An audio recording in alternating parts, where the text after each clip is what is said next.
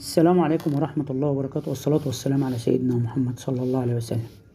أهلا وسهلا ومرحبا أحبائي المشتركين بالقناة وهواة جمع العملة والمشتركين الجدد. معاكم عبد الفتاح مليم، قناة العملات المعدنية القديمة والنادرة. وقبل ما نبدأ الفيديو برجاء دعمكم وتفعيل زر الجرس للاشتراك في القناة للهواة الجدد، وعمل لايك للمشتركين القدامى لكي يصلكم مني كل جديد.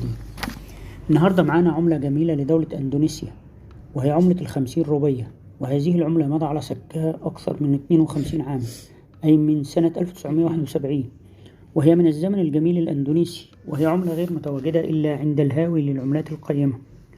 رغم قيمتها المادية البسيطة إلا إنها قيمة في ندرتها وقيمة في تصميمها، وتسمى عملة الطاووس. ويا رب الفيديو يعجبكم.